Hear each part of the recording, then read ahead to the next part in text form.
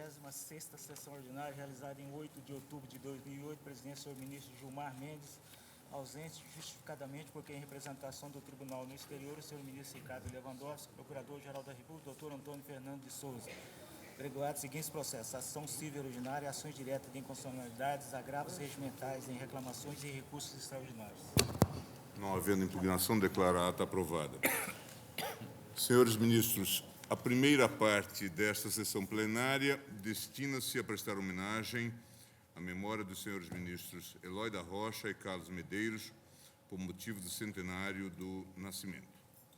Para prestar homenagem, em nome da Corte, ao eminente ministro Eloy da Rocha, concedo a palavra à senhora ministra Ellen Grace. Senhor presidente, senhores ministros do Supremo Tribunal Federal, de hoje e de sempre, ilustres autoridades presentes, familiares dos nossos homenageados. Tive o privilégio, senhor presidente, de ser amiga desse rio-grandense ilustre, desse magistrado exemplar, desse homem de convicções definidas e lealdades absolutas, que foi o ministro Eloy José da Rocha. Por isso, senhor presidente, ser-lhe-ei eternamente grata pela oportunidade que me dá de dar testemunho e homenagem ao amigo saudoso que me é fonte de inspiração e de admiração permanentes. Não lhe traço linearmente a biografia rica, já de todos conhecida.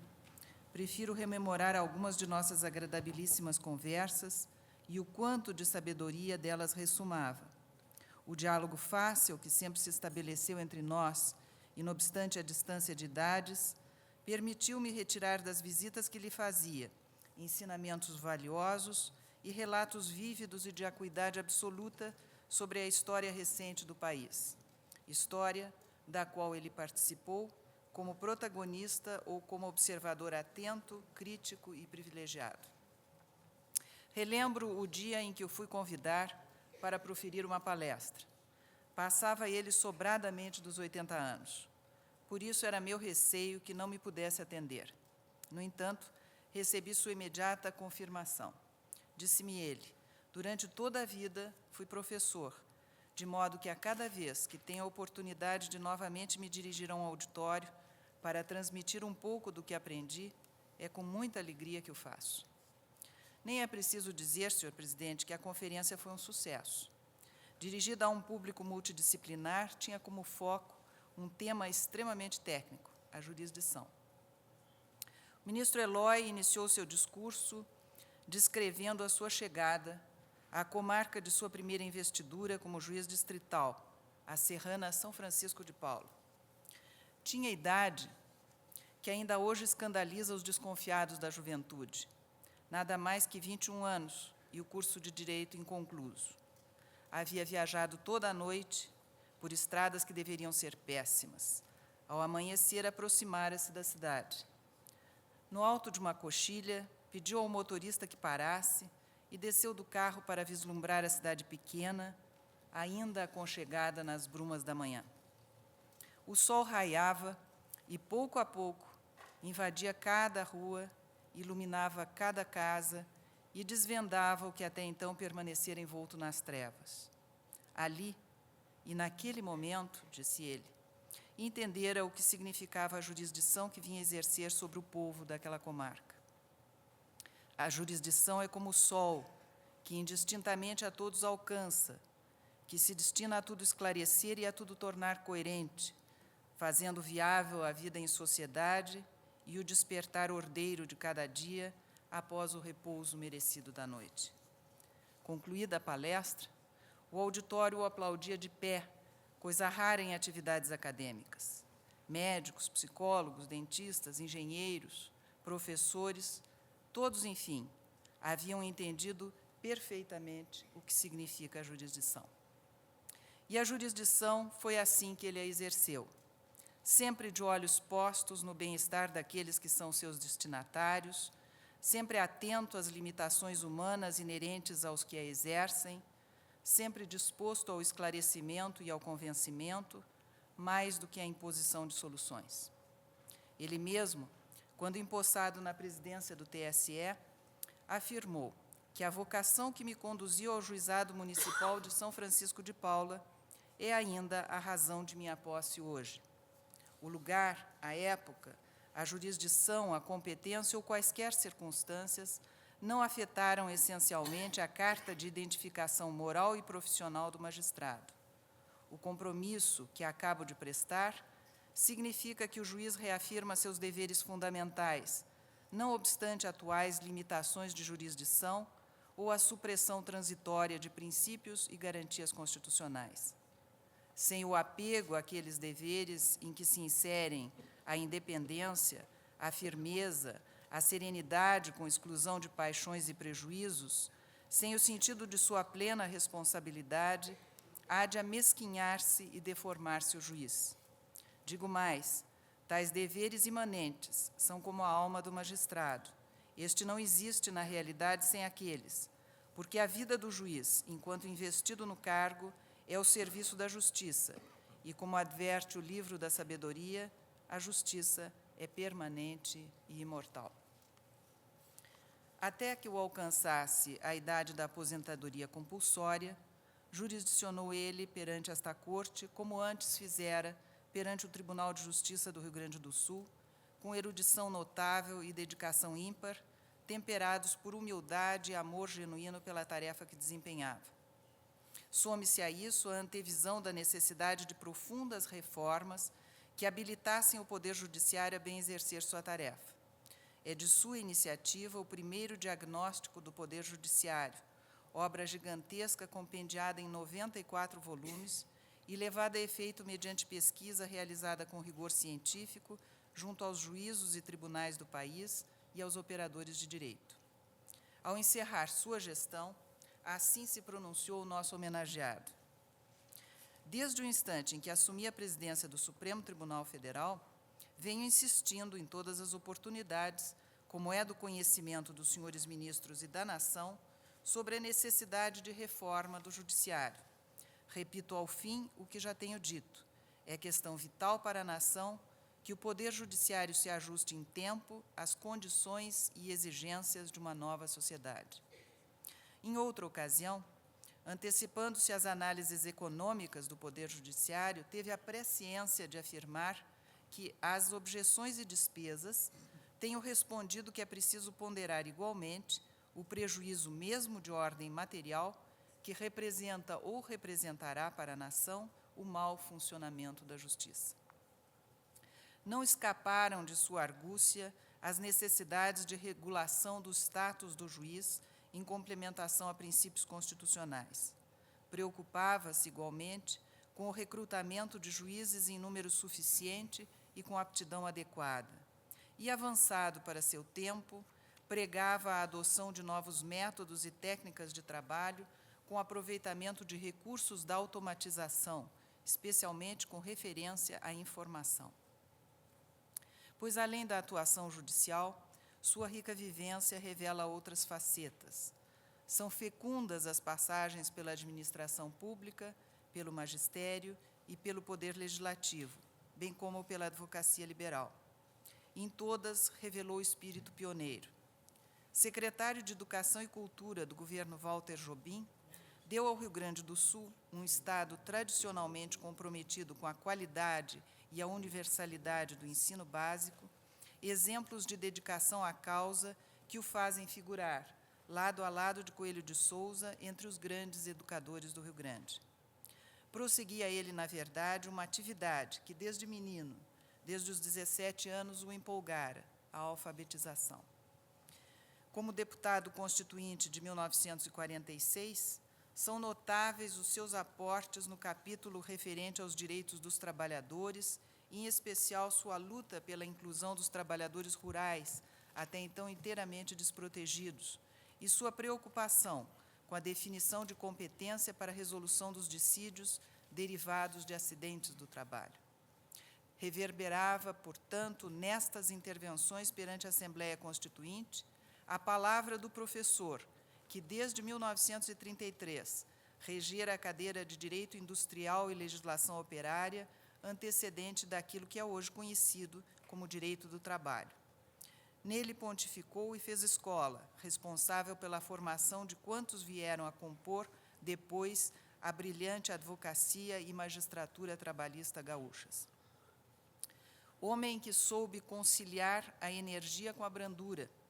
Dele disse o ministro Moreira Alves, depois de esclarecer que já de há muito conhecia a agudeza, a minudência e o ardor, lastreados por cultura e senso jurídico admiráveis de Eloy da Rocha, que, no entanto, ele, ministro Moreira, apenas recentemente, ao assumir o cargo de Procurador-Geral da República, pudera verificar duas características importantes do nosso homenageado: sua combatividade de homem de convicções arraigadas, fazendo do debate nascer a razão, e sua requintada técnica de argumentar, tudo a torná-lo um adversário notável, um homem surpreendente. É dos que se admiram, ainda discordando, dos em quem se confia, ainda temendo.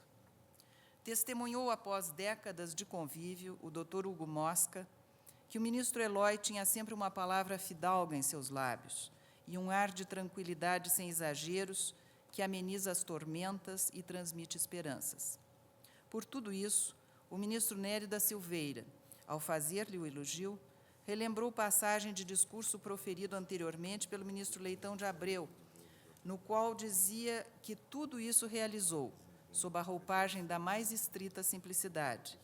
A sua simplicidade decorre de sua própria maneira de ser, da forma espiritual que lhe é intrínseca, forma espiritual que o afeiçoou à prática de uma das virtudes mais difíceis, qual a da modéstia, para não dizer da humildade intelectual. Senhor Presidente, senhores ministros, Paul Valéry nos advertia que os mortos têm apenas aos vivos como recurso. Nossos pensamentos são para eles os únicos caminhos para a luz do dia. Eles que tanto nos ensinaram, eles que nos parece haverem se apagado por nós e nos haverem legado todas as suas oportunidades, é justo e digno de nós que eles sejam piedosamente acolhidos em nossas memórias e que bebam um pouco de vida em nossas palavras. É por essa razão que o Supremo Tribunal Federal se reúne em sessão solene para homenagear a memória de seus membros centenários. É para que tornem a ressoar entre estas paredes as lições deixadas por nossos maiores e que elas sirvam de referência a uma corte permanentemente comprometida com os ideais da justiça. Por isso, permito-me repetir as palavras de despedida do ministro Eloy da Rocha, palavras que ele fez chegar ao tribunal. São palavras imbuídas da religiosidade sempre presente na vida do nosso homenageado, que a justiça é valor eterno, de que, em relação às coisas da terra, o juiz é depositário e administrador privilegiado por vontade do juiz justo, o senhor de todos os bens. Acredito que essa é, no fundo, a explicação da vocação e da missão do juiz, condição essencial do progresso e do bem-estar social e, assim, de vida humana digna, é o respeito desse valor. Deve ser por isso que se lê nas Escrituras que a justiça exalta as nações. Senhor Presidente, senhores ministros, o ministro Eloy José da Rocha exaltou a justiça em sua vida e em sua obra. Seu exemplo permanece e nos merece toda a reverência que a Corte ora exterioriza. Muito obrigada.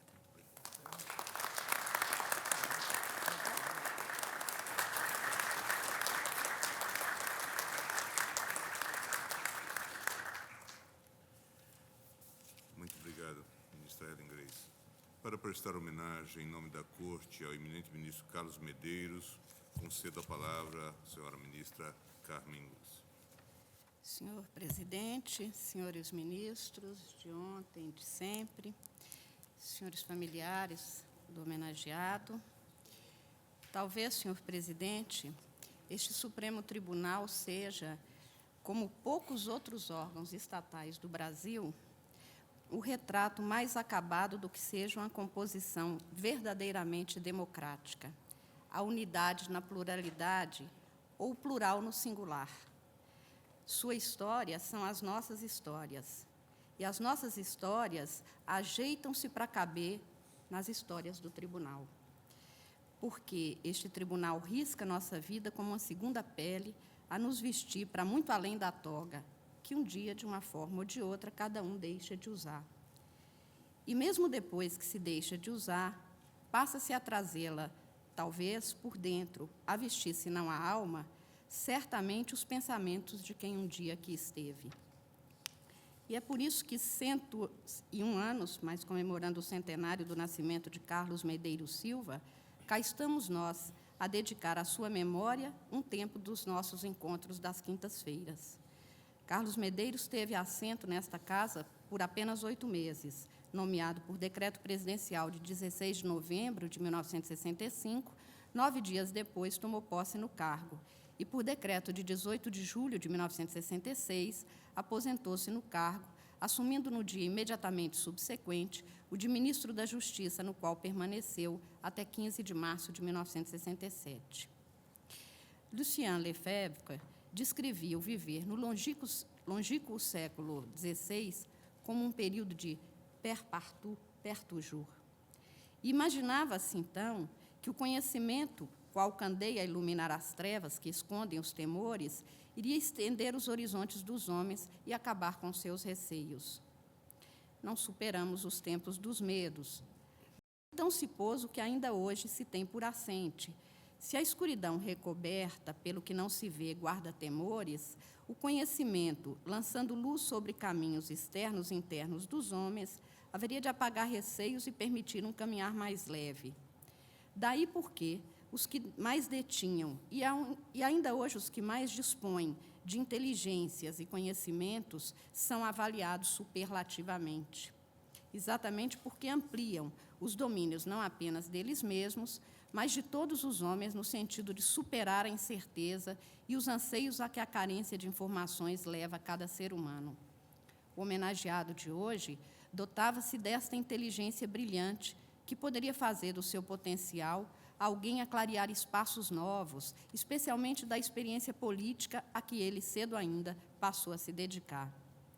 Homem de inegável talento e brilho pelo cabedal de conhecimentos que ostentava, coube a Vitor Nunes Leal, ao saudá-lo em sua despedida nesta casa, após a brevíssima passagem, realçar que literatura, artes, filosofia, política, história e, mais que tudo, direito, o moço juiz de forano deglutia com inesgotável fome de saber, seduzido pelo espetáculo da inteligência e da imaginação criadora.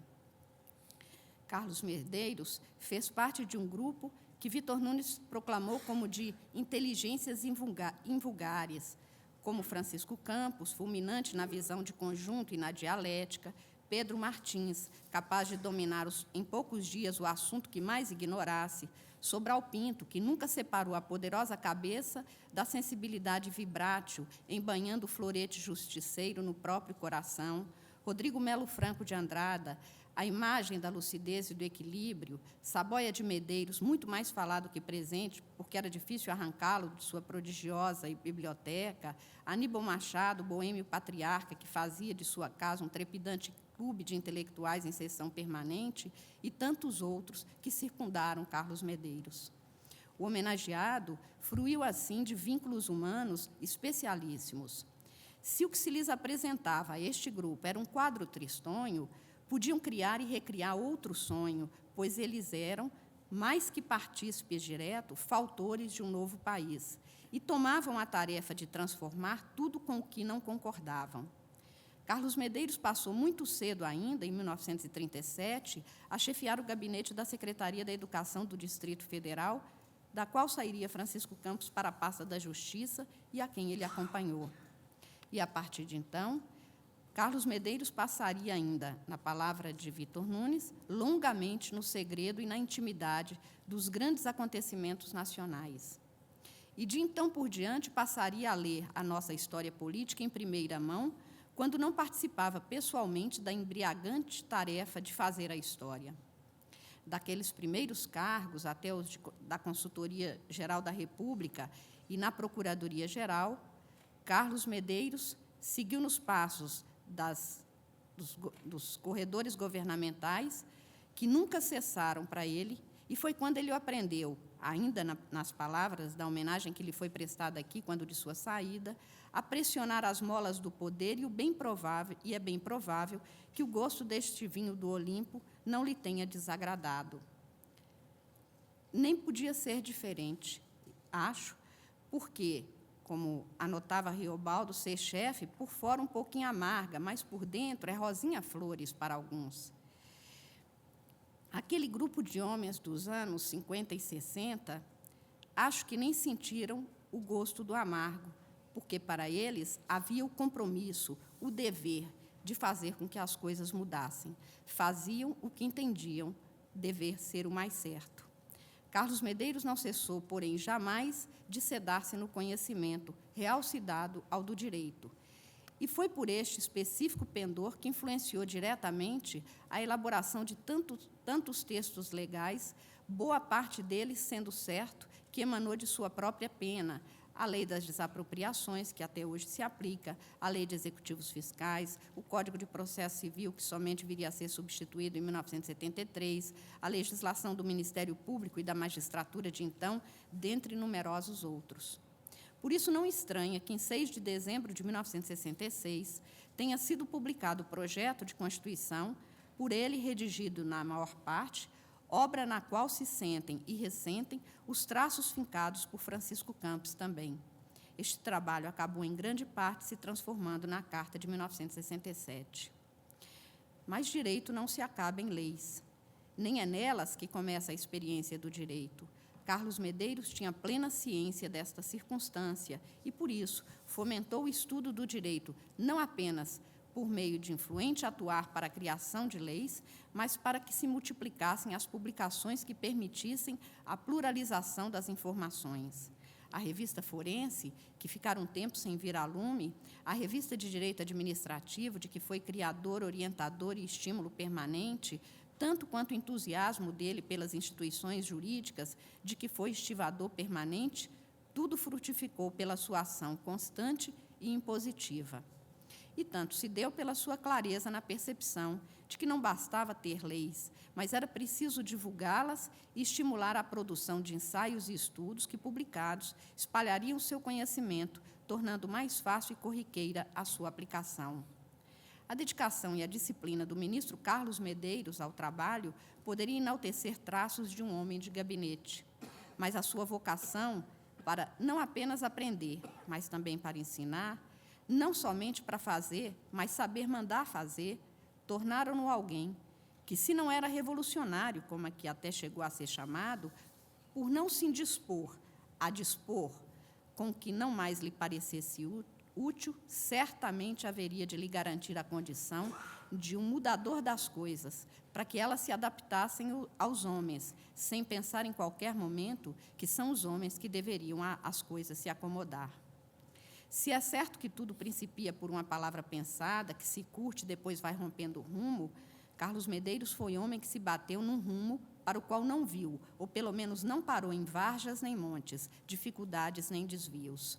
Seguiu o que lhe pareceu dever, como quem prossegue em descampado estirado, sem se dar a pensar que tivesse paragem ou obstáculo. Ao aposentar-se do cargo de ministro desta casa, após os 8 meses antes mencionados, para ser o primeiro numa cadeira recém-criada pela emenda de 1966, era absolutamente incomum ainda, na história deste tribunal, ter-se a despedida para palmilhar senda estendida no sentido de outro cargo público. Para a política, o registro que se tinha de situação como aquela era de Epitácio Pessoa, que depois foi chanceler e ocupou o Palácio do Catete, mais uma situação extraordinária de 1945, e depois uma situação extraordinária de 1945, quando José Linhares também saiu deste tribunal para assumir a presidência da República. Fora esses casos, registrava-se na saída de Carlos Medeiros, que, como disse, se aposentava para assumir o Ministério da Justiça, que nenhum ministro deixou sua cadeira no Supremo Tribunal Federal para ocupar imediatamente um posto no governo. O mundo mudou. Este Supremo Tribunal também. E foi assim que se assistiu, nas décadas de 80 e de 90, à cena de despedida de pelo menos 6 de seus membros para ocupar outros cargos. não se vivia a situação excepcional que foi determinante na saída do ministro Carlos Medeiros. Era então justificado ser natural que a figura austera de um magistrado se imponha ao respeito da nação, pois ela simboliza, antes de tudo, a fidelidade ao direito, não só na forma, como no conteúdo que a palavra justiça traduz. Já agora, é a mudança que a história impõe aos novos modos de compor e de recompor os tribunais, este incluído, que conduz aos comportamentos que não mais causam qualquer estranheza, como a que se viu na partida do ministro Carlos Medeiros desta casa. De sua profícua passagem neste tribunal e do que representa a sua figura no direito brasileiro, fica, quanto ao ministro agora homenageado, a certeza que me parece ser e de que se há de compreender quanto a cada homem e mulher que integra este tribunal, a de que aqui se chega com o sonho de se servir a uma ideia de justiça e a um sistema de direito, e com a esperança de que a luta pelo direito há de ser possível e realizável por ser necessária, que se há de perdoar se não se consegue, mas se há de acreditar até sempre que nunca se deixa de tentar enquanto se ocupa este cargo. Afinal, como dizia Paulo Mendes Campos, o homem é um gesto que se faz ou não se faz. Seu absurdo, se podemos admiti-lo, não se redime em injustiça. O ministro Carlos Medeiros teve a coragem de fazer de sua vida um permanente atuar em direção ao que ele acreditava dever ser o seu fazer. Os seus foram gestos muitos e amplos. Aos seus familiares ficam as nossas homenagens. A história fica a tarefa de julgar os juízes de cada povo e de cada tempo. Mas não se há de esquecer, porém, que ainda na observação de Vitor Nunes, parece que os juízes existem para julgar imparcialmente e para serem julgados sempre com parcialidade. Para os que já passaram e cumpriram um papel tão destacado nesta casa, como homenageado, eu peço a Deus a compreensão pelo humano respeito pela saudade. Para nós que aqui continuamos, eu peço a Deus piedade. Muito obrigada.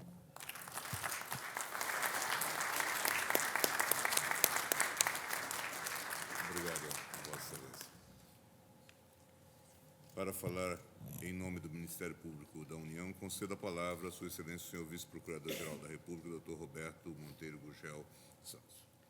Senhor Presidente, senhores ministros de hoje e de sempre do Supremo Tribunal Federal, senhores advogados, familiares e amigos dos homenageados. Ao apresentar, na condição de presidente do Supremo Tribunal Federal, a coleção Memória Jurisprudencial, anotou o ministro Nelson Jobim. Conhecer a história do Supremo é conhecer uma das dimensões do caminho político que trilhamos até aqui e que nos constituiu como cidadãos brasileiros em um regime constitucional democrático. Entretanto, ao contrário do que a comunidade jurídica muitas vezes tende a enxergar, o Supremo não é, nem nunca foi, apenas um prédio, um plenário, uma decisão coletada no repertório oficial, uma jurisprudência. O Supremo é formado por homens que, ao longo dos anos, abraçaram o munus público de se dedicarem ao resguardo dos direitos do cidadão e à defesa das instituições democráticas. Conhecer os vários perfis do Supremo, entender suas decisões e sua jurisprudência, analisar as circunstâncias políticas e sociais que envolveram determinado julgamento, interpretar a história de fortalecimento da instituição. Tudo isso passa por conhecer os seus membros, os valores em que acreditavam, os princípios que seguiam, a formação profissional e acadêmica que tiveram, a carreira jurídica ou política que trilharam. Sabe, portanto, a previsão regimental de que a Corte preste homenagem aos seus ministros para celebrar o centenário de nascimento. Hoje, homenageamos os ministros Eloy da Rocha e Carlos Medeiros. Inicialmente, lembremos alguns pontos marcantes da personalidade e da trajetória extremamente rica do primeiro homenageado. Na sessão solene realizada em 9 de fevereiro de 1973, quando assumiu a presidência do Supremo Tribunal Federal o ministro Eloy da Rocha, o então Procurador-Geral da República, Moreira Alves, destacou: gaúcho de São Leopoldo, nascido na primeira década do século, atinge Sua Excelência neste momento o cume de uma carreira admirável, em que as etapas se sucederam não pelo fortuito das circunstâncias, mas como decorrência normal de estágios anteriores. A ascensão em sua vida foi sempre uma constante. Não conheceu os hiatos dos acessos vertiginosos nem das quedas vorazes. Juiz municipal, advogado, professor universitário, deputado, secretário de Estado, desembargador e ministro, sua carreira se perfez por todos os setores da vida pública, propiciando-lhe a levantada experiência no campo dos três poderes: executivo, legislativo e judiciário. Adiante, com a percussiência habitual, observou o Procurador-Geral Moreira Alves. Aqui revelaram-se desde logo as facetas mais marcantes de sua personalidade: agudeza, minudência e ardor, lastreados por cultura e senso jurídico admiráveis. Antes de conhecê-lo em pessoa, eu já o conhecia, como tantos o conhecem por este Brasil afora, pelos votos estampados nas revistas especializadas. Admirava, então, a lógica de seu raciocínio, a facilidade com que afastava os escolhos do erro para alcançar o esplendor da verdade. Assim continuou a ser visto por seus pares o ministro Eloy da Rocha, até afastar-se do tribunal por implemento de idade. O ministro Leitão de Abreu, também gaúcho, e seu aluno, na veneranda Faculdade de Direito de Porto Alegre, designado para falar em nome da Corte, na homenagem prestada em razão da sua aposentadoria, na sessão plenária de 10 de agosto de 1977, observou: dotado de admirável talento analítico, dissecava os textos normativos e esquadrinhava os fatos da causa, não havendo meandro conceitual ou particularidade processual que deixasse na penumbra. Essas operações críticas, de caráter predominantemente formal, não lhe desviavam o olhar, contudo, do panorama global do direito, nem dos interesses sociais ou humanos que imploravam proteção. Unia, assim, a arte romana da análise, não só a tendência de examinar o caso específico em face da visão total dos fenômenos jurídicos, como ao postulado da escola hermenêutica, que manda, até com acento evangélico, tomar em conta, na aplicação da norma legal, o homem concreto, a pessoa viva, o núcleo do ser individual, na sua invencível imperfeição, na sua angústia, no seu drama. O eminente homenageado terá agido desde sempre, portanto, em harmonia com o pensamento que externara seu antecessor na presidência do Supremo Tribunal Federal, o ministro Aleomar Baleiro. Também sou humano e não me alheio de nada do que é humano. Desgraçado do país em que os juízes forem apenas juristas. A despeito da diversificada experiência profissional, a magistratura sempre foi essencial em sua vida, como revelam suas palavras ao tomar posse no Tribunal Superior Eleitoral, lembradas há pouco pela eminente ministra Ellen Grace, e que constituem autêntico cântico de amor à judicatura. Por tudo isso, pelo exemplo de magistrado e de brasileiro, fez-lhe absoluta justiça o saudoso professor Henrique Fonseca de Araújo, que desta cadeira da Procuradoria-Geral da República, ao homenageá-lo por ocasião da sua aposentadoria, disse do ministro Eloy da Rocha, com a autoridade de gaúcho: juiz preocupado em fazer justiça em todos os seus atos, a ele se ajustam, como sob medida, as palavras sempre oportunas do saudoso jurista italiano, referia-se a Calamandrei. O juiz que se habitua a fazer justiça é como o sacerdote que se habitua a dizer missa. Feliz esse velho pároco de aldeia que até o último dia sente, ao acercar-se do altar com passo vacilante, a sagrada emoção que experimentou, novel sacerdote, em sua primeira missa. Feliz o magistrado que até a véspera de sua jubilação por idade experimenta ao julgar o sentimento quase religioso de consternação que o fez estremecer 50 anos atrás, quando em sua primeira nomeação de pretor teve que pronunciar sua primeira sentença. Assim foi. Na carta que se despediu dessa Corte Suprema, o ministro Eloy da Rocha asseverou: ao encerrar-se definitivamente para mim a estranha experiência que é a vida de magistrado, quero redizer, como última palavra de juiz do mais alto tribunal da nação: creio hoje, como na primeira hora de exercício da jurisdição, no primado do direito e da justiça. Vida também dedicada ao direito teve o ministro Carlos Medeiros, o segundo homenageado nesta sessão, igualmente pelo centenário de nascimento. Nas palavras do ministro Vitor Nunes Leal, ao saudá-lo na sessão plenária de 25 de agosto de 1966, quando deixara o Supremo Tribunal Federal para assumir o Ministério da Justiça, o ministro Carlos Medeiros se inclui entre os espíritos mais bem dotados deste país para as altas funções que aqui exercia. Acrescentando serem tão numerosos os cargos e funções que exerceu, especialmente na administração federal, que 3 páginas mal bastam para o simples enunciado. Para analisar sua situação em todo esse itinerário, seria preciso escrever um volume, pois Vossa Excelência tem estado longamente no segredo e na intimidade dos grandes acontecimentos nacionais.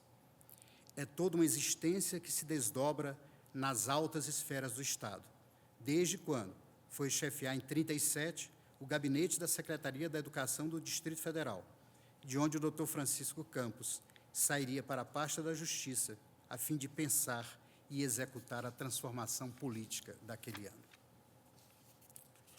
De então em diante, Vossa Excelência passaria a ler nossa história política em primeira mão. Merece especial destaque, senhor presidente da Procuradoria-Geral da República, a presença do ministro Carlos Medeiros na história do Ministério Público, notadamente o federal. De um lado, integrou a comissão de elaboração da Lei nº 1341, de 30 de janeiro de 1951, a Lei Orgânica do Ministério Público da União, até o advento da Lei Complementar nº 75, de 20 de maio de 1993.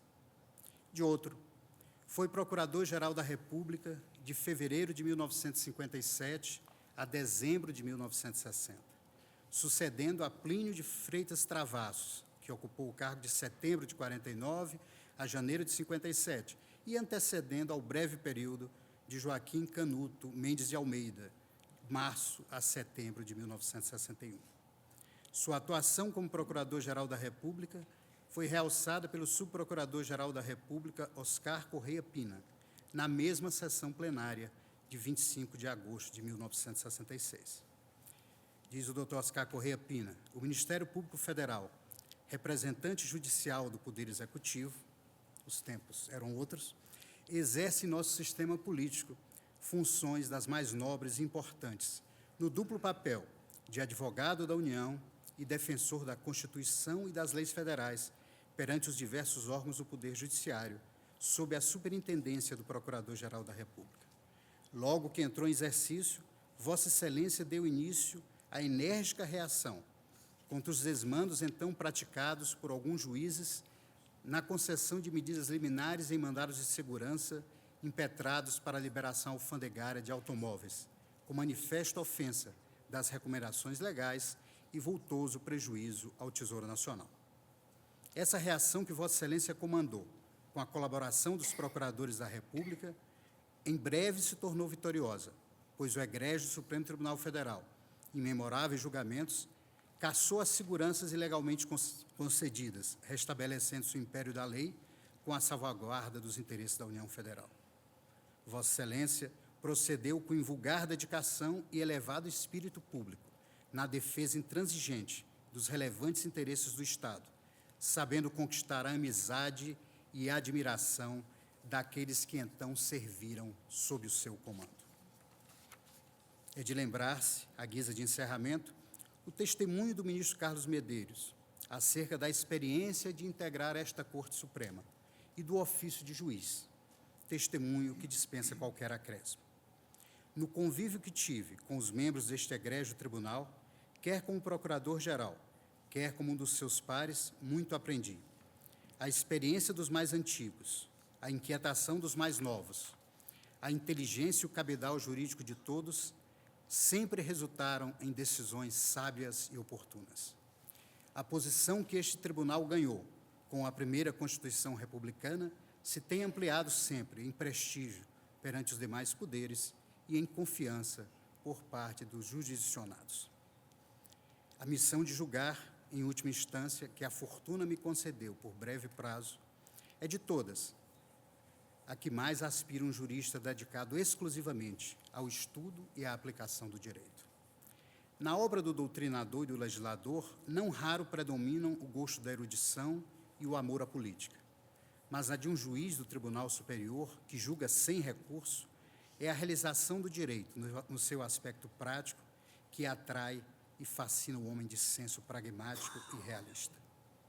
Senhor Presidente, as magníficas orações das ministras Ellen Grace e Carmen Lúcia, transbordantes de beleza, compuseram retratos precisos e completos dos ministros Eloy da Rocha e Carlos Medeiros.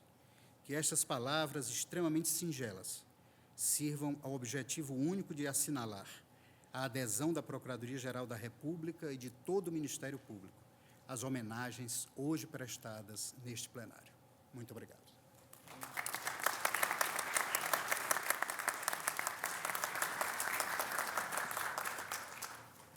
Obrigado, doutor Roberto Monteiro Gugel.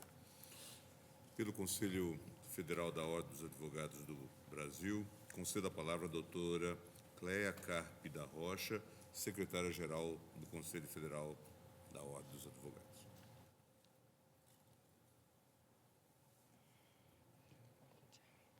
Senhor ministro-presidente, ministro Gilmar Mendes, senhoras ministras, que eu vejo com tanto carinho aqui, que perpassaram pela ordem, pela seccional do Rio Grande do Sul e pelo Conselho Federal, senhores ministros, senhor vice-procurador-geral da República, magistrados, ministros que palmilharam também esta casa, que tanto honraram esta casa, familiares dos homenageados, caríssimos colegas, caríssimos senhoras e senhores.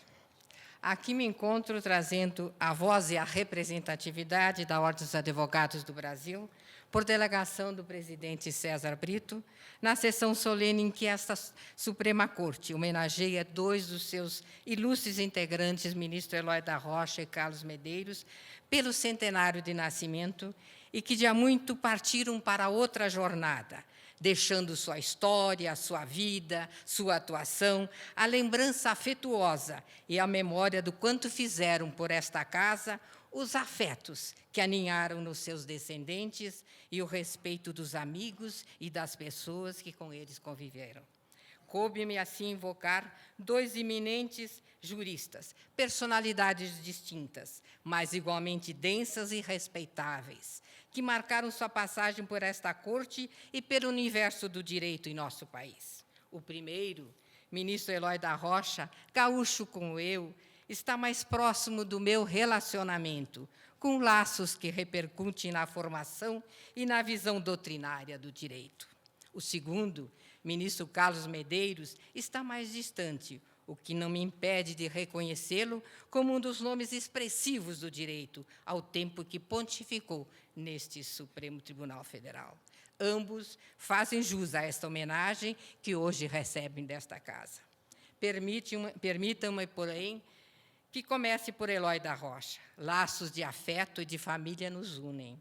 Ao evocá-lo, faço com a emoção de quem teve o privilégio de seu convívio, cujos frutos morais e intelectuais ainda hoje me nutrem. Foi meu professor na Faculdade de Direito da Universidade Federal do Rio Grande do Sul. Posteriormente, continuei a desfrutar de sua amizade. Eu e meu marido, aqui na capital da República, e em um dos momentos mais difíceis, porque passava a nação, os duros anos de 68 a 70, recebemos o carinho do casal, dele e de sua bondosa esposa Juraci, que também já nos deixou. São vivências que não se esquecem e que até hoje me comovem. Eloy da Rocha Possui rica biografia. Advogado atuante por mais de 20 anos, conselheiro seccional do OAB do Rio Grande do Sul, professor, diretor universitário, juiz, desembargador por 2 vezes, uma delas na vaga destinada à advocacia, secretário de Estado, deputado federal constituinte de 46, ministro desta corte e, por fim, seu presidente. Nasceu em São Leopoldo, mas fez seus estudos em Porto Alegre, desde o curso primário até o universitário, formando-se na Faculdade de Direito daquela cidade e frequentando, paralelamente, o curso de Filosofia do padre Werner, um intelectual jesuíta no Colégio Anchieta. Esta formação enriqueceria sua visão do direito e sua postura perante a vida.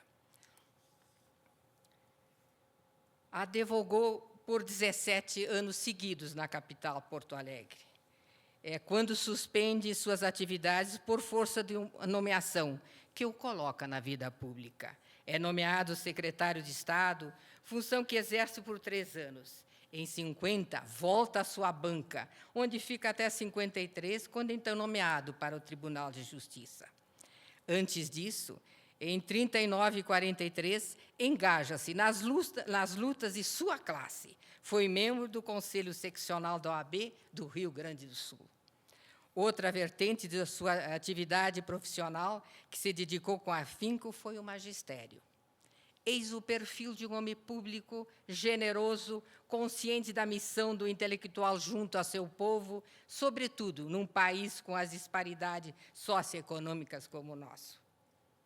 Transfere-se para a Faculdade de Direito de Porto Alegre, onde tive o privilégio de conhecê-lo e de desfrutar da honrosa condição de sua aluna. Como deputado constituinte, ofereceu diversas emendas ao projeto da Constituição, sobretudo em relação ao Poder Judiciário e aos princípios referentes ao trabalho. Promulgada a Constituição, licenciou-se da Câmara para assumir a função de secretário de Educação e Cultura do meu Estado, mantendo-se até 50. Indicado pela 2ª vez para o Tribunal de Justiça do Estado, na vaga destinada a advogado, foi desembargador, função que exerceu até 66. Nesse ano, foi nomeado ministro desta Casa, pelo presidente Castelo Branco, na vaga decorrente da aposentadoria de ninguém menos que o outro homenageado desta sessão, ministro Carlos Medeiros.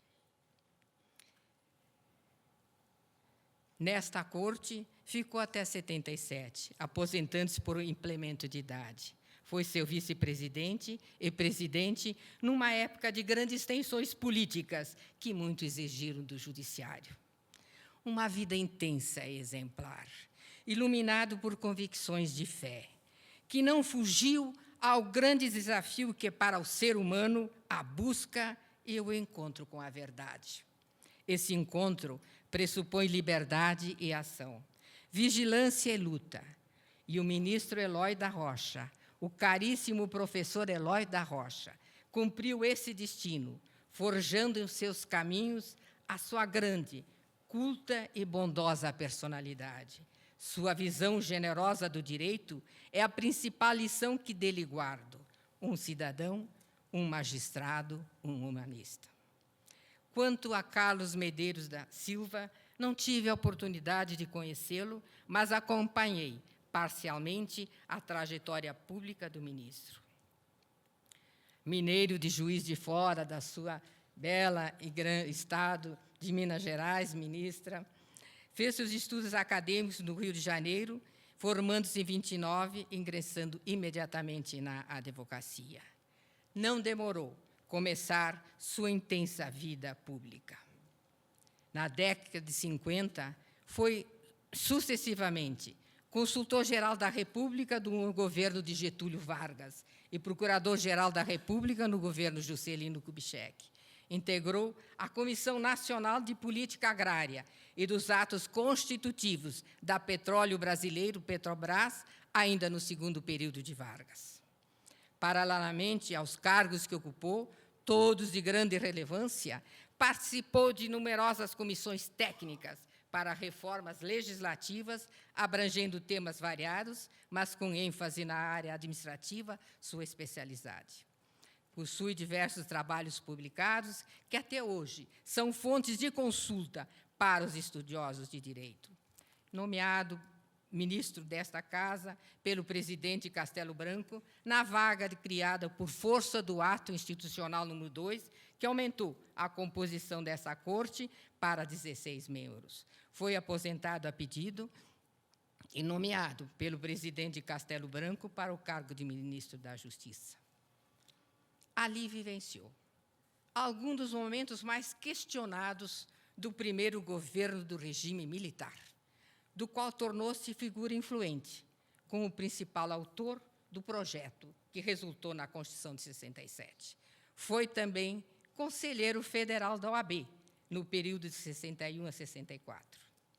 Temos aí o perfil de um jurista ortodoxo, em que, além das qualidades intelectuais, sobreleva outra que merece destaque: a coerência entre o discurso e a prática. E Carlos Medeiros, expoente do pensamento que o inspirou, jamais escondeu suas convicções e jamais deixou de agir em consonância com elas. Considero essa uma virtude que nem todos ousam praticar. Participou de governos autoritários por crer na eficácia e justiça daqueles caminhos que a história, ao meu ver, mostrou inadequados. Mas não o fez por razões menores, senão movido por convicções doutrinárias, que podemos não professar e não professamos, mas com as quais aprendemos a conviver. Viveu dos frutos de seu trabalho e foi, sem dúvida nenhuma, um laboroso profissional do direito. Neste momento, faz-se mister também lembrar 2 acontecimentos plenos de significado para o mundo e para o país, como um vigoroso feixe de trigo. A Declaração Universal dos Direitos Humanos, cuja data comemorativa dos 60 anos se avizinha, reitera a fé nos direitos fundamentais do homem, na dignidade e no valor da pessoa humana e na igualdade dos direitos de homens e mulheres. A declaração, muito embora sem força coercitiva, impôs obrigações e compromissos éticos, morais e políticos aos Estados-partes. Sua destinação é universal, visando a todos os povos, a todas as nações e a todos os seres humanos. Os 20 anos da Constituição da República, completados no dia 5 deste mês, semana passada, elaborada e instituída sob um regime de plena liberdade democrática, é, sem dúvida, a Constituição Cidadã, na definição de Ulisses Guimarães. Foi fruto de uma longa e penosa luta da cidadania brasileira, que teve seu ponto de inflexão em Raimundo Fauro, em 78, com o início do chamado processo de distensão política. E a OAB esteve na gênese do Estado constitucional, vigente hoje no Brasil. Esteve na vanguarda das lutas cívicas, que propiciaram a redemocratização e, com ela, o fim da censura e o surgimento para a anistia, o restabelecimento de eleições diretas em todos os níveis, a liberdade de plena organização partidária e, por fim, a Assembleia Nacional Constituinte, que promulgou a Carta Magna de 88, consolidando todas aquelas conquistas. Hoje, fala-se na fragilidade da Constituição de 88, na quantidade expressiva de emendas, mas é preciso que se diga que essas mudanças concentram-se, em sua maioria, no capítulo da ordem econômica, dadas as transformações que a globalização e o colapso dos regimes socialistas ocasionaram. O mundo ainda não emergiu deste processo, não visualizou o seu destino. A ideia de que a história teria terminado com o triunfo liberal é um logro que os acontecimentos presentes atestam. O recente socorro do governo dos Estados Unidos ao mercado imobiliário, a fragilidade do sistema bancário norte-americano, com profundas repercussões no mundo, entre outros muitos sinais, atestam que o neoliberalismo, sim, está moribundo. Mas a lógica neoliberal é que fez circular a ideia de que a Carta de 88 era natimorta, nascer esclerosado e governar com ela seria impossível. Houve até movimentos, sem repercussão o lastro social, para revogá-la por meio de convocação de nova Assembleia Constituinte, que uns queriam parcial, outros plena, uns congressual, outros exclusivo. Partiam todas dessa convicção. A Carta de 88 não duraria, não era boa, não era contemporâneo dos desafios que o país precisava vencer. Pois bem, estamos aqui a celebrar sua segunda década de vigência, dentro da ordem jurídica do Estado Democrático de Direito. Valho-me, nesta oportunidade, de invocar para a nossa Constituição o ensinamento de Estevão Echeverria, quando aponta, como um raio que parte do céu, que esta lei serve de pedra de toque a todas as outras leis. Sua luz as ilumina, e todos os pensamentos e ações do corpo social e dos poderes constituídos nascem dela e vêm a convergir a seu centro. Ela é a força motriz que dá impulso, em torno à qual gravitam, como o astro em torno do Sol, todas as forças parciais que compõem o mundo da democracia. A questão é como vencer a dicotomia entre a Constituição real do país e a Constituição jurídica, esta que não passa nas palavras de La Salle de um pedaço de papel. Ou partilhar do pensamento de Hess, de que a Constituição jurídica não significa um pedaço de papel, porquanto existem pressupostos realizáveis que permitem assegurar sua força normativa. O ensinamento de Raul Machado Horta indica que o acatamento à Constituição ultrapassa a imperatividade jurídica do seu comando supremo. Decorre também da adesão à Constituição, que se espraia na alma coletiva da nação, gerando formas difusas de obediência constitucional. É o domínio do sentimento constitucional. O que falta é a vontade política de exercitar, com plenitude, os princípios que ela consagra, a fim de que se torne sal da terra, vida digna para todos, ensejando o progresso coletivo, bem como defendê-la das investidas cada vez maiores, para reduzi-la nas suas grandes conquistas. E para nós, advogados, abre-se toda uma nova perspectiva no nosso ofício particular, no nosso compromisso com a sociedade, na nossa luta pelo respeito aos direitos humanos, na nossa vigilância contínua, não só quanto à aplicação da lei, mas na efetiva distribuição da justiça.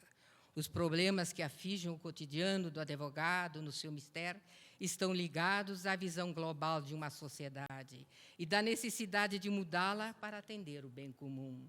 Por isso, o empenho para a concretização da democracia, a garantir não qualquer convívio social, mas um convívio social justo. Ao finalizar, permitam-me ainda destacar a pessoa do ministro Eloy da Rocha, meu saudoso professor e amigo, que deu vida à palavra, através de um trabalho brilhante e de uma vida exemplar, permitindo que o verbo do convívio se encarnasse, quando a semeadura retorna em diversas ramas, numa frondosa árvore de justiça e solidariedade, como expressam os versos de Maria Carpe. A palavra ainda não é semente, quando na mão do semeador latejando. A palavra ainda não é semente, quando suspensa no ar, gorjeando. A palavra ainda não é semente, quando estala seu corpo contra o solo. Não é semente a palavra da haste do trigo em fogo e os riachos que o percorrem. Somente a palavra é semente quando o grão retorna, passo a passo. Muito obrigado.